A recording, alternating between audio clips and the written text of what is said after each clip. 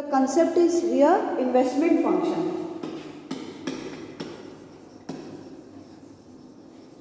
Investment function.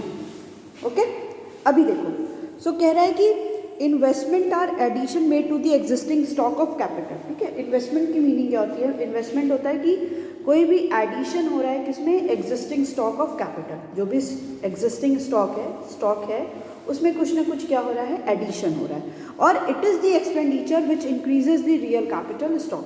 और ये expenditure होता है जो रियल कैपिटल स्टॉक है किसी भी प्रोड्यूसर का, वो कोई भी कैपिटल स्टॉक है, उसमें क्या होता है?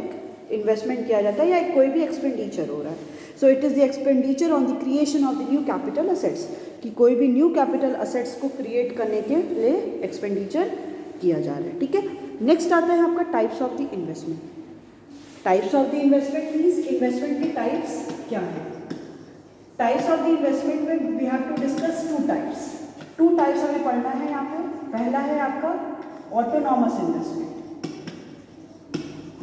Autonomous investment. नेक्स्ट है आपका इंड्यूस्ड इन्वेस्टमेंट. Induced investment. ठीक है, पहले देखते हैं ऑटोनॉमस इन्वेस्टमेंट. मैंने आपको बताया भी था जब हम लोग कंजप्शन फंक्शन देख रहे थे, अब जब भी टेबल बना रहे थे तो A D is equal to C plus I ले रहे थे हम लोग. A D is equal to C plus I. तो आई क्या है? Autonomous investment is the independent level of income. अब ये जो टर्म है कि इंडिपेंडेंट लेवल ऑफ इनकम, मतलब कि जो भी इन्वेस्टमेंट है it is not dependent on the income. Whether the income increases और the decreases, investment remains the constant.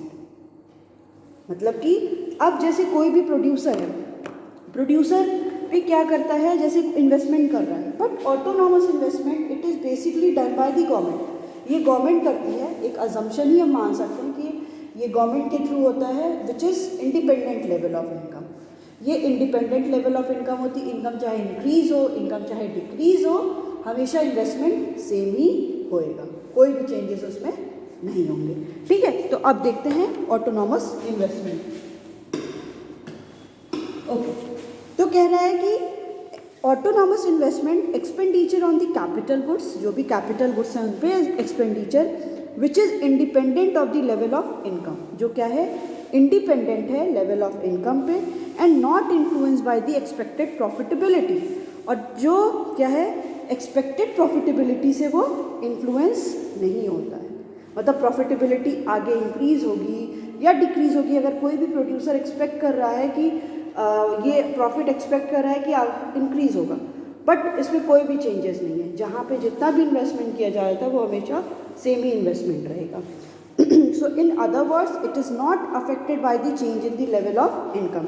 ये change in the level of income, income के चेंज होने के से क्या होता है? ये अनअफेक्टेड रहता है, इस पर कोई भी अफेक्ट नहीं होता है. And not induced by the profit motive. इसका कोई भी प्रॉफिट मोटिव भी नहीं होता है. Not induced by, not induced by profit motive. मतलब प्रॉफिट मोटिव के लिए बेसिकली ये नहीं किया जाता है ना. ठीक है, फिर कह रहा है कि autonomous investment are generally made by the government. इसको कौन करता है? ऑटोनॉमस इन्वेस्टमेंट को basically done by the government. Government करती है. The level of the autonomous investment depends on the fiscal policy of the government. कि इन्वेस्टमेंट कितना होगा, है ना, कि गवर्नमेंट इन फ्यूचर इन्वेस्टमेंट कितना करेगी. It is totally depend fiscal policy. अब आपको थोड़ा सा टर्म 1 पे जाइए तो फिस्कल पॉलिसी में हम लोग ने पढ़ा था ना कि जो गवर्नमेंट की रेवेन्यू एंड एक्सपेंडिचर पॉलिसी होती है, तो गवर्नमेंट कितना इन्वेस्टमेंट करेगी वो फिक्स्ड ही होगा, बट एक रेट क्या होगी वो डिटरमिन होगी कि वो 100 करेगी, 200 करेगी, 300 एंड सो ऑन. तो पूरा डिपेंड करता है गवर्नमेंट की फिस्कल पॉलिसी की गवर्नमेंट को कितना रेवेन्यू मिल रहा है, उस रेवेन्यू से गवर्नमेंट कहाँ पे एक्सपेंडिचर कर रही है. फिर कह रहा है कि the curve is parallel to the X axis. जब हम लोग इस ऑटोनॉमस इन्वेस्टमेंट का कर्व बनाएंगे वो क्या होगा? It will be the parallel to the X axis. वो एक्स एक्सिस के यहाँ पे क्या होगा? पैरेलल होगा. यहाँ पे हम लोग इनकम लेंगे, यहाँ पे हम लोग इन्वेस्टमेंट लेंगे. ठीक है, इनकम एंड इन्वेस्टमेंट. कह रहा है the curve is parallel to the X axis. X axis के वो पैरेलल होगा. The amount of investment remains constant at OA respective of change in the level of income.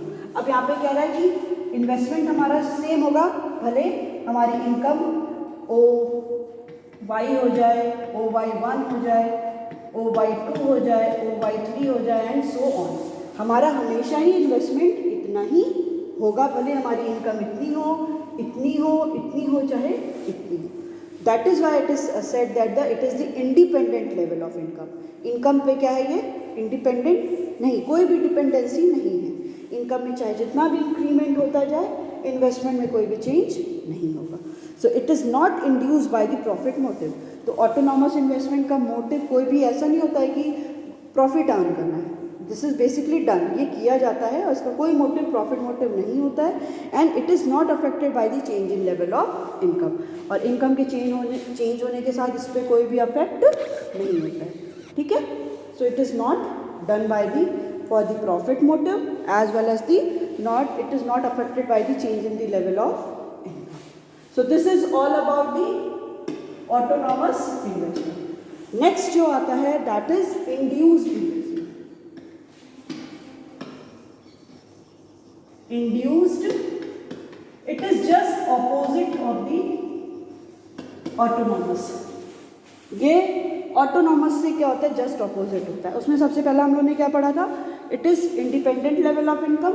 ये क्या होगा? इट इज़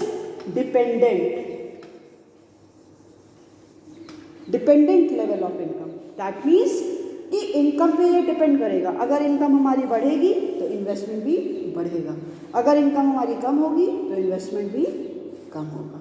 और क्या है? It is also done for the profit motive. ये प्रॉफिट मोटिव के लिए ही किया जाता है। और इसमें आपके कोई भी government as well as private sector दोनों ही क्या करते हैं? रोल प्ले करते हैं। यहाँ पे कोई भी ऐसा नहीं है कि कोई एक स्पेसिफाइड करेगा। और इसका जो कर्व होगा वो अपवर्ड स्लोपिंग होगा। क्यों होगा ये अपवर्ड स्लोपिंग? बिकॉज इनकम के इंक्रीज होने पे आपका इन्वेस्टमेंट भी क्या होगा? इंक्रीज होगा। अगर हम लोग इनकम हमारी OY है, हम इन्वेस्टमेंट कितना कर रहे हैं? OI, बट हमारी इनकम OY1 हुई तो हमारा इन्वेस्टमेंट भी OI1 होगा, ठीक है। देखिए अपवर्ड स्लोपिंग है ना, सप्लाई कर्व की तरह। मतलब अगर इनकम हमारी इतनी थी तो हम इन्वेस्टमेंट इतना कर रहे हैं, हमारी इनकम इतनी हुई तो इन्वेस्टमेंट भी बढ़ गया, ठीक है। देखिए कह रहा है it is motivated by the expected profitability. ये क्या होता है? ये एक्सपेक्टेड प्रॉफिटेबिलिटी से मोटिवेटेड होता है। जो ऑटोनॉमस इन्वेस्टमेंट कभी भी मोटिवेटेड नहीं होता है, चाहे उसमें इनकम बढ़े चाहे ना बढ़े। यहाँ पे क्या होगा? ये मोटिवेट होगा। अगर प्रॉफिट को बढ़ रहा है, अगर कोई इन्वेस्टर देख रहा है कि प्रॉफिट आगे बढ़ेगा तो इन्वेस्टमेंट बढ़ा देगा, ठीक है। and the level of income in the economy, so it is positively related to the level of income. ये positively income से related है।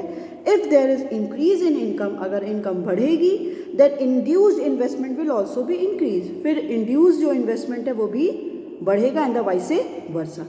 अगर income कम होगी तो investment भी कम हो जाएगा। so there is positive relation between the induced investment and the income। इन दोनों में क्या है? पॉजिटिव रिलेशन है, क्योंकि इनकम बढ़ेगी तो इन्वेस्टमेंट भी बढ़ेगा। इनकम अगर हमारी OY से OY2 हो गई, यहाँ हो गई, सॉरी Y2 हो गई तो इन्वेस्टमेंट भी आपका OI2 हो जाएगा। वैसे वर्सा नो, पॉजिटिव रिलेशन है, बढ़ेगा तो वो भी बढ़ेगा, कम होगा तो वो भी कम होगा, ठीक है। फिर कह रहा है it is induced by the profit motive. मैंने बता दिया कि profit motive, and it is directly affected by the change in the level of income. ये डायरेक्टली अफेक्टेड है, जैसे आपका वो क्या था? डायरेक्टली अफेक्टेड नहीं था autonomous, but it is the directly affected by the level of income as well as it is the dependent level of income. Autonomous क्या था? इंडिपेंडेंट लेवल ऑफ इनकम की बात कर रहा था, ठीक है। फिर बात आती है determinants of the investment. So this one is very important.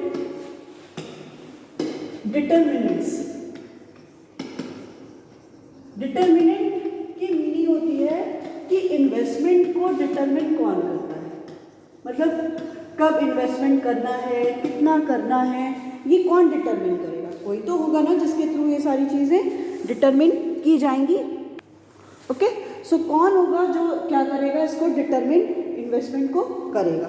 सो इसमें क्या होते हैं, 2 डिटर्मिनेंट्स होते हैं। पहला होता है आपका MEC, marginal efficiency, sorry MEI, it is MEI, marginal efficiency of investment, and the second one is rate of interest. This one is very important, जिसको बोलते हैं marginal efficiency, marginal efficiency of investment, MEI, and rate of interest. Rate of interest तो आप लोग ने पहले से ही सुना होगा, थोड़ा सा MEI जो नया टर्म है आपके लिए, रेट ऑफ इंटरेस्ट पे भी इन्वेस्टमेंट डिपेंड करता है। ठीक है, अब देखते हैं MEI, marginal efficiency of investment. कह रहा है MEI is the expected profitability of the additional investment. That means कि अगर कोई भी इन्वेस्टर्स और the producer they are doing the investment, वो इन्वेस्टमेंट कर रहे हैं, सो हम जैसे हम क्या हैं, हम एक इन्वेस्टर्स हैं, हम लोग क्या हैं, एक इन्वेस्टर्स हो गए या प्रोड्यूसर हो गए, तो हम क्या करेंगे, हम अगर इन्वेस्टमेंट करने से पहले देखेंगे कि एक्सपेक्टेड प्रॉफिटेबिलिटी कितनी है। मतलब अगर हम इस लैंड पे या कोई भी इन्वेस्टमेंट, कहीं पे भी हम इन्वेस्टमेंट कर रहे हैं, तो हम पहले ये देखेंगे ना कि उससे फ़ायदा कितना होगा या हमें कितना ज़्यादा प्रॉफिट होगा। तो एक्सपेक्टेड प्रॉफिटेबिलिटी की ये बात करता है। ठीक है, so it is defined as the expected rate of return, कि कितना एक्सपेक्टेड रेट ऑफ रिटर्न हमें मिलेगा of an additional unit of the capital investment. जैसे फॉर एग्जांपल कोई इन्वेस्टर था, वो 10 लाख इन्वेस्टमेंट कर रहा था, अब वो 5 लाख और इन्वेस्टमेंट करना चाह रहा है, तो वो 5 लाख इन्वेस्ट करने से पहले वो ये देखेगा कि उसको रेट ऑफ रिटर्न उस पर कितना मिलेगा। मतलब क्या एक्सपेक्टेशन है कि उसको 5 लाख अगर वो एक्स्ट्रा एडिशनल कर रहा है तो 5 लाख से उसको कुछ ज़्यादा मिलेगा कि नहीं मिलेगा। अगर ज़्यादा नहीं मिलेगा तो वो नहीं कहीं पे इन्वेस्टमेंट करेगा। अगर उसको 5 लाख से 7 लाख 8 लाख, जैसे कोई आप लोग सुने होंगे, आपके भी घर में क्या होता है कि लोग उस पर फिक्स असेट पे इन्वेस्टमेंट करते हैं। जैसे लोग लैंड परचेज करते हैं ना, कि अभी परचेज करते हैं तो वो 2 लाख का, बट कुछ दिन बाद 4 साल बाद आफ्टर 5 ईयर्स वही लैंड आपकी 11 लाख 12 लाख की होगी।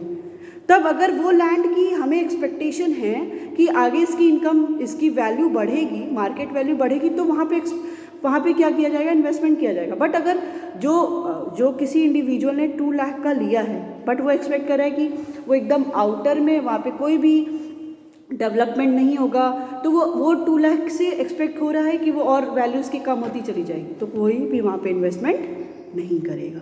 तो MEI, marginal efficiency of investment, यही बताता है कि rate of return, expected rate of return कितना है जब हम लोग एडिशनल इन्वेस्टमेंट करेंगे। ठीक है, so it is determined by the supply price and the prospective yield. Supply price मतलब उसकी प्राइस कितनी होगी, और प्रोस्पेक्टिव यील्ड मतलब कितना उससे हमें यील्ड मतलब रिटर्न मिलेगा। ठीक है, देखिए इसका फॉर्मूला भी दिया है कि प्रोस्पेक्टिव MEI अगर हमें निकालना है, ठीक है, MEI हमें निकालना है, तो उससे प्रोस्पेक्टिव यील्ड कितना है, कितना हमें मिलेगा, डिवाइडेड बाई उसकी प्राइस कितनी थी और कितना हमें मिलेगा इनटू 100। ठीक है, फिर आता है नेक्स्ट रेट ऑफ इंटरेस्ट। तो MEI क्या हुआ, मार्जिनल एफिशिएंसी ऑफ इन्वेस्टमेंट क्या हुआ, it is simply it is expected rate of return on the additional capital investment. कि एडिशनल कैपिटल इन्वेस्टमेंट अगर हम लोग कर रहे हैं तो उस पर कितना एक्सपेक्टेड है कि रेट ऑफ रिटर्न हमें मिलेगा और दी प्रॉफिटेबिलिटी कितनी होगी।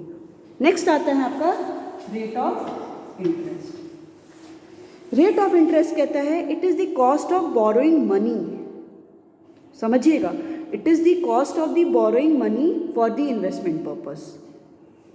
इन्वेस्टमेंट पर्पस से, जो भी इन्वेस्टमेंट पर्पस के लिए कोई भी rate of borrowings, for example अगर हम लोग बैंक से, कोई भी फाइनेंशियल इंस्टीट्यूशन से और नॉन फाइनेंशियल इंस्टीट्यूशन से कुछ भी लोन ले रहे हैं, जैसे किसी ने 1 लाख का लोन लिया, उस लोन के पे उसको जो रेट ऑफ इंटरेस्ट था उसको 5% के अकॉर्डिंग पे करना पड़ा था। 1 लाख पे उसको एक्स्ट्रा 5% पे करना पड़ा था। अब क्या किया उसने, उसी 1 लाख पे अब उसको जो है रेट ऑफ इंटरेस्ट 8 बोल सकते हैं, अगर 12% उसको पे करना पड़ रहा है, तो ऑटोमेटिकली जो उसका इन्वेस्टमेंट है वो कम हो जाएगा कि नहीं, एकदम हो जाएगा, क्योंकि अब उसको 7% एक्स्ट्रा पे करना पड़ रहा है।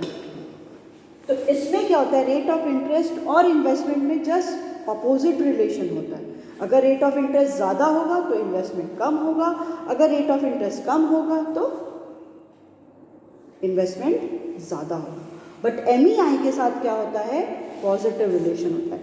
अगर एक्सपेक्टेशन है कि प्रॉफिटेबिलिटी ज़्यादा होगी तो इन्वेस्टमेंट भी ज़्यादा होगा, अगर प्रॉफिटेबिलिटी हमें MEI लगता है एक्सपेक्टेड है रेट ऑफ रिटर्न कम होगा तो इन्वेस्टमेंट भी कम होगा। सिंपल सा है दोनों।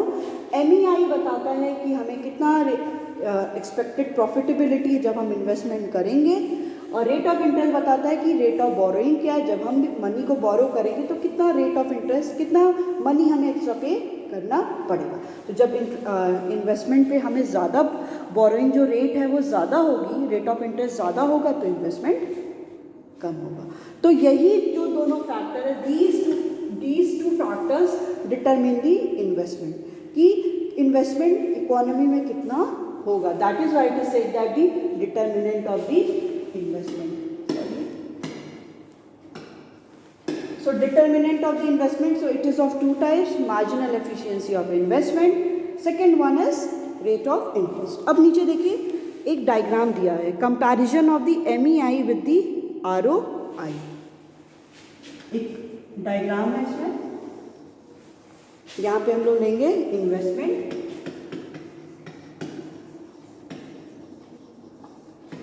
इधर होगा आपका ROI, रेट ऑफ इंटरेस्ट। देखिए जस्ट इसका जो कर्व है वो डाउनवर्ड स्लोपिंग है।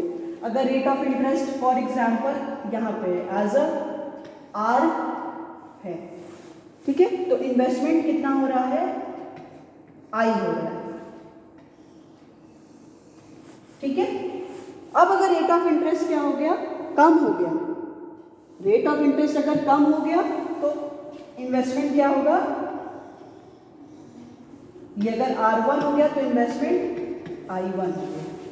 सो अब जब आप कर्व ड्रॉ करोगे तो क्या हो जाएगा, downward sloping investment curve. In case just contrary अगर हम लोग बात करते हैं, इन्वेस्टमेंट क्या है, पहले इतना हो रहा था, ठीक है, इन्वेस्टमेंट अगर हमारा क्या था, पहले इतना हो रहा था, कम हो गया, अब रेट और बढ़ गया, R से R2 हो गया, यहाँ हो गया, तो हमारा इन्वेस्टमेंट फिर क्या हो जाएगा, I से I2 हो जाएगा, और कर्व हमारा ऐसे ही ड्रॉ होगा, और like a demand curve, demand curve की तरह ये डाउनवर्ड स्लोपिंग होगा। क्यों, because it is because of the inverse relation between the rate of interest और the investment. If we draw the diagram of the basically the MEI and the investment, so it will be the positive relation।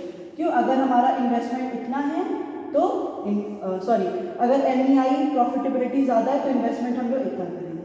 अगर आपका expected profitability क्या हो गई, बढ़ गई, तो investment भी हमारा बढ़ गया, और बढ़ गया तो और बढ़ गया, तो इसका कर्व आपका क्या होगा, it will be the upward sloping. ठीक है, याद रखिएगा प्रॉफिटेबिलिटी की जहाँ पे बात होगी तो इन्वेस्टमेंट के साथ पॉजिटिव रिलेशन, जहाँ पे बोरोइंग्स की बात होगी कि कितना हम बोरो करेंगे, इन्वेस्टमेंट के साथ इनवर्स रिलेशन। अब नीचे देखिए कह रहा है observation, so a rise in rate of interest will reduce the investment demand. As I have already told कि राइज अगर रेट ऑफ इंटरेस्ट बढ़ेगा तो इन्वेस्टमेंट डिमांड कम होगी। This is because at higher interest rate the cost of all the project increase, कि क्यों, जैसे ही interest rate बढ़ जाएगा सो जो भी कॉस्ट है सारे प्रोजेक्ट की वो भी बढ़ जाएगी। Assuming the revenue of all project remain the same, हम ये अज्यूम करेंगे कि सारे प्रोजेक्ट की जो रेवेन्यू है वो हमको सेम मिल रही है। So thus fewer project remain profitable in the face of the higher interest rate. ठीक है, कुछ जो फ्यू प्रोजेक्ट हैं उन पे जो भी रिटर्न मिलेगा वो भी बहुत कम हो जाएगा, प्रॉफिट भी ज़्यादा नहीं मिलेगा।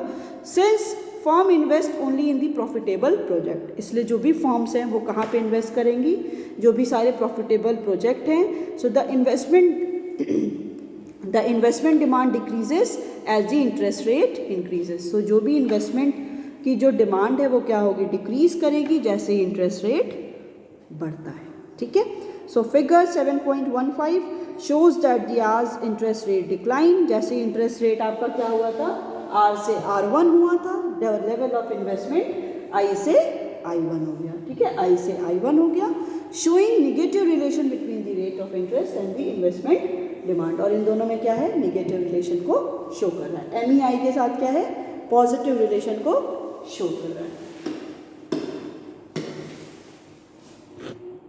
वो है एक्स एंड सेविंग और एक्स एंड इन्वेस्टमेंट। एकदम सिंपल सा है, दो टर्म यहाँ पे आप यूज करोगे, ex ante saving and ex ante, इसकी pronunciation is different, ex ante भी बोलते हैं, एक्स एंड भी बोलते हैं, इन्वेस्टमेंट, और एक ex post saving and ex post investment. देखिए, एक्स एंटे या एंड इन्वेस्टमेंट का मतलब होता है जो हम लोगों ने प्लान किया था कि जैसे कि कुछ भी, कोई भी हाउस होल्ड सेक्टर है या कोई भी प्रोड्यूसर सेक्टर है, जो भी हम लोग एक प्लान करते हैं कि इस मंथ में या नेक्स्ट मंथ में इतना हमारा क्या होगा, इन्वेस्टमेंट होगा या इतनी हमारी सेविंग्स होगी। जैसे आप एज अ हाउस होल्ड, हम लोग हाउस होल्ड सेक्टर से बिलोंग करते हैं, तो हमारे पेरेंट ऐसे करते हैं ना कि इन नेक्स्ट मंथ में हम लोग को इतनी सेविंग करनी है, ठीक है, कि फॉर एग्जांपल हम लोग को सेविंग करनी है 20,000 for example, just a example, कि नेक्स्ट मंथ में सोचा जा रहा है घर में कि 20,000 हमें इन्वेस्टमेंट, सॉरी, हमें इतनी सेविंग्स करनी है। तो ये हो गया आपका एक्स एंड। बट एक्चुअल में हम लोगों ने बस 10,000 ही सेविंग की, तो ये हो गया आपका एक्स पोस्ट। एक प्लान की बात करता है और एक एक्चुअल की बात करता है, ठीक है, एक प्लान की बात करता है और एक एक्चुअल की बात करता है, कि हम लोग कुछ प्लान करेंगे और हमेशा एवरी टाइम आप जब भी इकोनॉमिक्स में पढ़ोगे, आप हमेशा प्लान्ड की ही बात करोगे, आप एक्चुअल की बात नहीं करोगे, आप प्लान की बात करोगे कि हम लोग ने इतना प्लान किया, सेविंग इतना होगा, हम लोग ने इतना प्लान किया कि इन्वेस्टमेंट होगा, ठीक है। So basic difference x एंटे saving और एक्स हाँ, अब एक ये तो हो गया आपका एग्जाम्पल सेविंग्स का। अब इन्वेस्टमेंट का क्या हो गया कि कोई भी प्रोड्यूसर सेक्टर वो एक्सपेक्ट करता है कि वो इन नेक्स्ट मंथ वो क्या करेगा, 1 लाख का इन्वेस्टमेंट करेगा, ठीक है, वो ये एक्सपेक्ट कर रहा है कि वो 1 लाख का क्या करेगा, इन्वेस्टमेंट करेगा, तो that will be x ante investment. But in reality उसने 2 लाख का इन्वेस्टमेंट किया और 50,000 का उसने इन्वेस्टमेंट किया, तो वो हो जाएगा आपका एक्स पोस्ट। पोस्ट से मतलब ही समझ में आ जाएगा बाद, एंटे मीन्स पहले, प्रोनाउंसिएशन वही है, डिफर करती है, तो यही बेसिक है। अब आप लोग उसको बुक में भी देख लो, तो कह रहा है एक्स एंटे सेविंग, उस एंटे का मीनिंग ही होता है पता है, फॉर्मर, मतलब पहले का। सो व्हाट सेवर और the household plan to save at the different level of income in an economy, कि जब इनकम दी है तो वो कितना एक्सपेक्ट कर रहा है कि वो कितना सेविंग करेगा। सो दीज आर इंटेंडेड और प्लान्ड सेविंग, ये इंटेंडेड है, ठीक है, पर्पस है उसका, उसको पहले से प्रीवियसली डिसाइड किया गया, और प्लान्ड सेविंग है। So the amount of planned saving is shown by the saving function. Ex ante investment की बात करता है कि व्हाट इन्वेस्टर्स और the firm plan to invest, कि कोई भी फर्म और इन्वेस्टर कितना प्लान किया है कि वो इतना इन्वेस्ट करेगा, ठीक है, तो इसको हम लोग प्लान्ड इन्वेस्टमेंट भी कहते हैं। फिर आता है आपका meaning of exposed saving and exposed investment. Exposed और एक्सपोज्ड सेविंग और इन्वेस्टमेंट क्या होता है, एक्सपोज्ड का मतलब वही जो एक्चुअली में सेविंग्स हुई हैं, एक्सपोज्ड इन्वेस्टमेंट में सिंपली जो एक्चुअल और रियलाइज्ड सेविंग होती है, ठीक है, ओके। एक कंसेप्ट है यहाँ पे, आप ये देखो, वो सारा कंसेप्ट हमें नेक्स्ट चैप्टर में भी पढ़ना है। यहाँ पे देखिए कह रहा है कि y is equal to C plus S, y is equal to C plus S होता है, दैट मीन्स एग्रीगेट सप्लाई। फिर आपका कह रहा है कि y is equal to C plus I, y is equal to C plus I किसके perspective में होता है, aggregate demand. Income is equal to supply, क्या है वो, या तो कंजप्शन या सेविंग की बात करता है, और एटी एग्रीगेट डिमांड के केस में हम लोग या तो कंजप्शन करेंगे या तो इन्वेस्टमेंट करेंगे। So when we talk about the equilibrium point, तो इक्विलिब्रियम वहाँ पे होगा where AD is equal to AS, AD is equal to AS होगा, वहीं पे इक्विलिब्रियम होगा। अब AD की वैल्यू हो गई C प्लस I और AS हो गया C प्लस S, C यहाँ पे कॉमन हो गया, so I is equal to S। So when we talk about the in the case of equilibrium, so वहाँ पे भी सेविंग क्या होनी चाहिए, इन्वेस्टमेंट के इक्वल होनी चाहिए।